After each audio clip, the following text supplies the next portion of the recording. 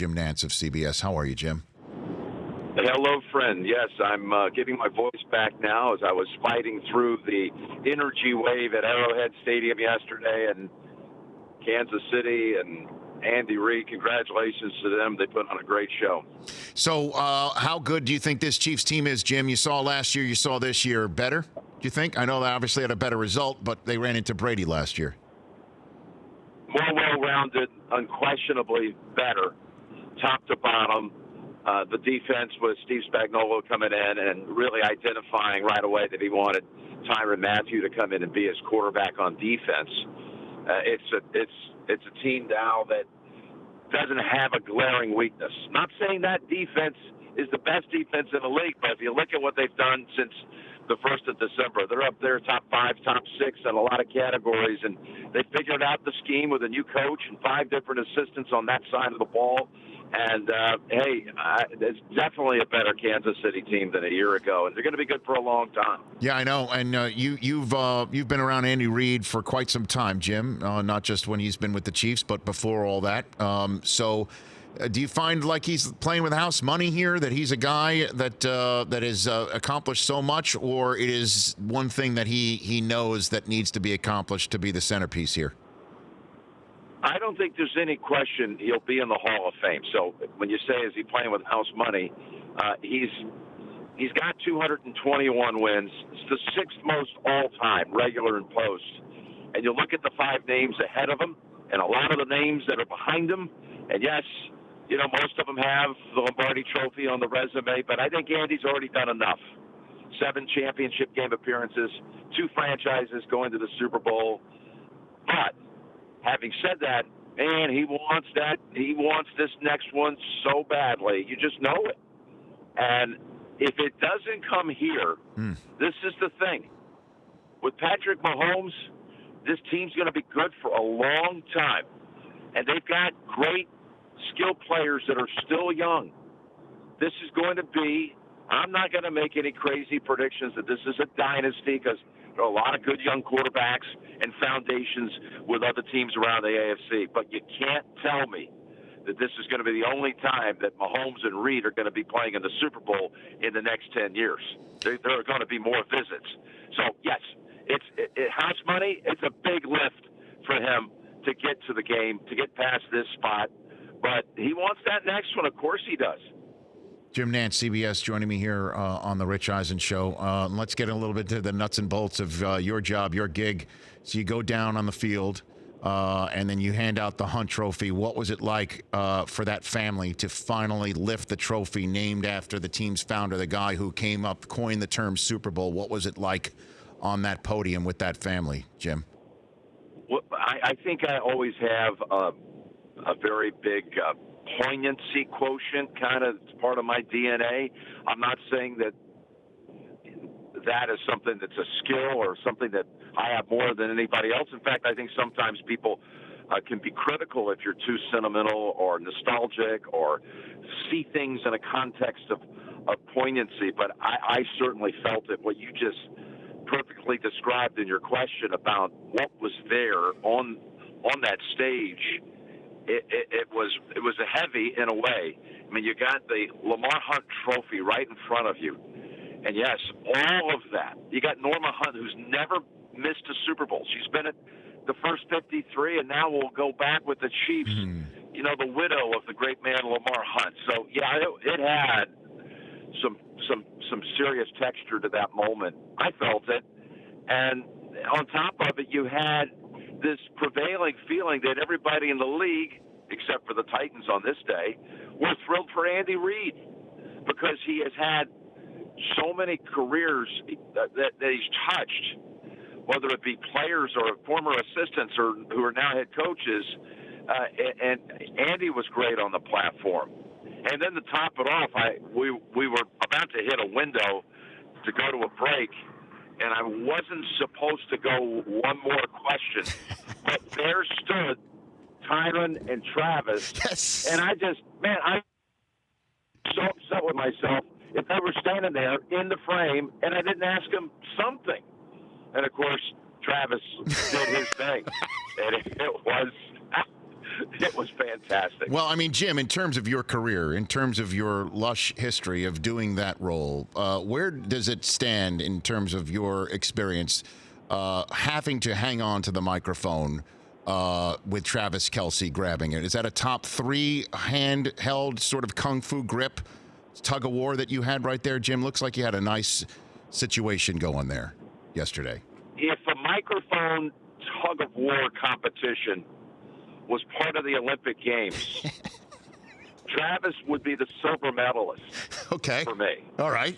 The gold goes to Ray Lewis in Super Bowl 47 because I felt the strength of Ray as he grasped that microphone and was truly, truly trying to pull it away from me. And with all my might, holding the network in my hand, I was able somehow to hold on to it with Ray Lewis really going after it. Travis, I just didn't feel that even though he had hold of it, right. He wasn't trying to contest. He knew he wasn't going to win that battle. He knew he met his match, that the 60-year-old commentator had some hidden strength there, and he just wasn't going to challenge it. It's not your first rodeo, Jim. Let's be honest. It's just not your first rodeo. Right. And you know that if you give up that mic, you may not get it back. That would be that's a first rule of broadcasting right there on the podium. People at home sometimes, I think, wonder, why don't you just give the guy the microphone? Let go of it. Let the guy have his moment. Right. But there's an old truism you learn early in the business, as you know this, Rich. Yes. Whoever has the mic has the network in his hands. Yes. Right. So if I hand it off to Travis yesterday, who knows where it's going? You know, we still have 60 minutes coming up. If Travis could still be on that platform for all we know. Still talking had I given him the microphone. So you can't let go. You cannot. And when I got back to the hotel last night, Yes. my little boy Jameson, who's now just starting to get into football, he said, "Daddy, great job of holding on to the microphone." I said, "All right." That made my night. Even Jameson knows, right? You're raising him right, Jim. You're raising him right. You're raising a broadcaster. Yeah, there. he's learning early. I didn't realize he knew the significance of it, but Courtney said that they went back on the DVR, and Jameson and my little Finley, my little girl, went back like 10 times. They got such a kick out of what Travis said and did, and the fact that I was still trying to hold on for dear life for CBS with the network in my hand. Oh, man. That's fantastic. Jim Nantz here on the Rich Eisen Show. Jim, I'd be remiss if I didn't ask you the Brady question, since you've been around Tom and Kraft and Belichick, and you did that final game with New England and Tennessee. And I'm just wondering what your thoughts are and where you think Brady's going to wind up the next couple of weeks here. It's all guesswork. I've got no inside information to share. I think we all right now are just trying to figure out what it feels like to each and every one of us. And I think for many folks, it's hard to see Tom in any other jersey than the Patriots. However, and again, with no inside scoop here at all, it kind of feels like to me he's going to play somewhere else. That's unscientific, and it's going to be the next 5 or 6 weeks. Some of these decisions that are going to be made, nothing that's going to grab more attention than that one. It's going to be fascinating to see because there are some big names out there. Well, and also that the decision about re-signing needs to be made at a time before a roster could be built and potentially presented to Brady as improved. And this is the spot that he needs to decide by March, mid-March, as to whether he's coming back or not. And that's part of this very difficult equation. But the concept is, and you know him very well too, is that Robert Kraft will never let it happen. I wonder where you might land on that part of the theory here, Jim. You know, he's a complete free agent. He can do what he wants. I'm looking at it from our little world of media here's an interesting scenario for you. The league will release its schedule in, third week of April. Mm-hmm. You do the show. You're great. Thank you, Jim. I love watching that night. That's one of my favorite sporting events of the year. I know it's not an event, but I love to just start figuring out what the schedule looks like, and you reveal it. Yep. Well, they don't put that together with, 2 days' notice. They don't start April the 15th. Now, if you're constructing that schedule, your CBS and, hey, the Patriots have been your flagship team for almost 20 years, and you look at some of the games next year with that first-place schedule and some of their crossover, not only NFC matchups, but the crossover AFC division matchups, they have a schedule next year that is, if you just had the New England schedule and the Patriots were in their prime, you would look at it and say, what are we going to be able to keep? What are we going to lose to prime time? What are we going to have as a doubleheader? You got New England at Seattle. You got New England at the Chargers, which, by the way, if he ended up going to the Chargers, how big is that game?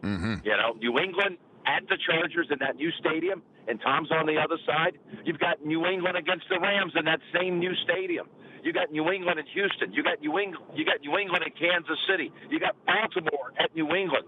I mean, look at all these games. Now, if Tom is not there, Rich, how do you construct your schedule? Do you still look at them as a network programmer and Howard Katz and his team from the NFL? Do you still look at this team as a 10-6, 11-5, 12-4 team that I'm going to put in a doubleheader window as the primary game 4 or 5 times? I'm going to give them 5 primetime exposures because they've got meat on the bone with the schedule, with the opponents we know they're going to play next year to really be in some big spots. Or are you going to risk that if they have to go without Tom and it's a rebuild year and they've got to kind of reinvent themselves, how much are you giving? Are you giving a late season game or two to NBC? Because, are they at that time, are they a 10-2 team in late November? Or are they, something that was foreign to us? Are they 5-7? So there's a lot that's going to be hinging on this as we look forward to the fall and a whole new season. Jim, appreciate the time. I know you're traveling all around. Look forward to the golf and March Madness that's to come from your voice, and I appreciate the call. Let's chat soon. Always great to visit with you. Thanks, Rich, for all that you do for us. You're great for the game and for us fans. Thank you, pal. Right back at you, Jim. Right back at you. That's Jim Nantz right here on The Rich Eisen Show. For more of The Rich Eisen Show, tune to Audience Channel 239 on DirecTV for free on BR Live or download The Rich Eisen Show app.